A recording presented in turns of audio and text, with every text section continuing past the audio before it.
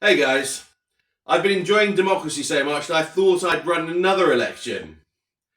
To do it, I need 50 nominations from former students of Oxford University to run as Chancellor of Oxford University.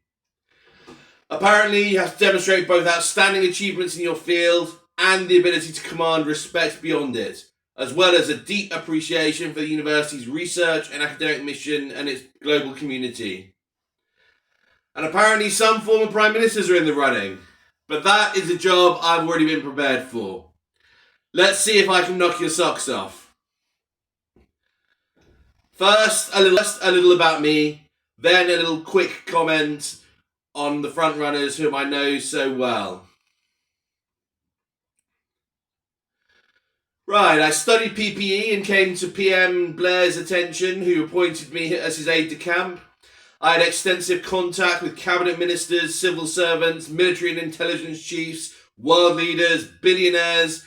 I literally met 100 of the world's most powerful people and another 100 most famous celebrities.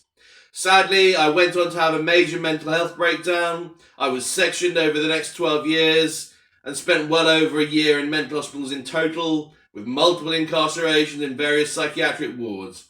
I was subjected to an extreme campaign of violence, suffering life-changing injuries and numerous other assaults, which also led to PTSD. I experienced crisis and isolation. I was also homeless on 2 occasions in my life. Once while on the run from a mental hospital. I spent about 4 months on the streets of central London, including Christmas, and then again when I was illegally evicted by my landlord while in hospital. I was prepared for multiple roles, joining the former queue to be Prime Minister, trained Chief of Staff by Cyril and Cecil, MI5 Chief Lord Parker and MI6 Chief Lord Sawyer were both involved in my upbringing in later life. I have received training from militaries and intelligence agencies, both domestic and foreign. I don't know of many useful institutions nationally or internationally that I haven't worked with. I'm an expert multi-specialist, including in applied economics, cyber ethics, and modern statecraft. There have been many heists in my career, including instigating the movement of enormous amounts of money. I stopped counting at around 130 billion, advising leaders, including prime ministers, presidents, and captains of industry.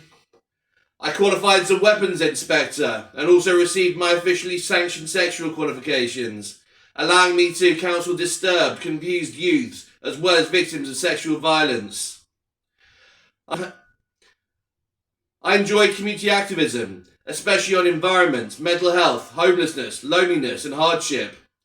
I made the decision to bring the Olympics to London. Tony wanted the World Cup. And I am likely deserving of the US Freedom Medal twice over. First, for advising George Bush to gain worldwide assent for military activities from the UN. He was on the plane the very next day. And secondly, for personally locating Osama bin Laden to Pakistan. I was rewarded with temporary command of the Transatlantic Alliance. And for the record, I do not agree with the awarding of the Peace Prize Nobel to Blair and Bush. I have variously signed many privileged information agreements, so my knowledge is exceptional and extensive, including official, Cabinet Office, Oxford, Cambridge, and the NHS Secrets Act. That means that I'm more than capable of understanding research goals, and as an economist who considers optimization, efficiency, and maximalization problems, while somewhat unusual for an academic, will also be able to substantiate strategies for monetization and investment incentives. Despite the serious nature of previous work, I am incredibly open about many aspects of my life, as I demonstrated while running as an independent candidate in the recent general election. Finally, mentioning the person whom the media describes as the lead candidate. The tough pillock opium smoked his way to Afghanistan before standing by while Libya was disrupted by a totally pointless Western action and descended into civil war that resulted in the direct spreading and substantial proliferation of arms in Africa.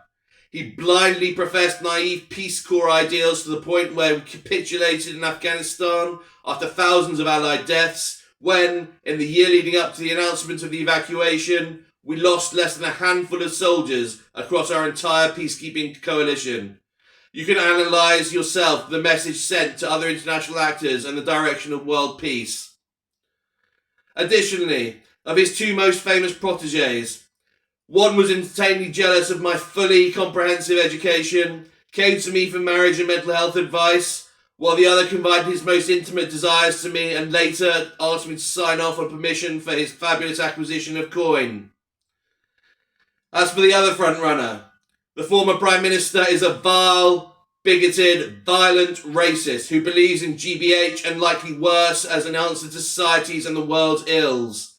A fish rots from the head, and our public services, most horrifying, the NHS and police, have been led to acts of extreme violence, torture, abuse, and mafia gang mentalities by this terribly inappropriate woman. It's this kind of hate-based mentality that led to Scorched Earth and Gaza. Please, whatever you do, do not allow her to spread her poison any further, whether you vote for me or anyone else. Most importantly, I have extensive experience of the affairs of state that the vast majority of MPs can only grasp at. I had loads of influence contributing to policy.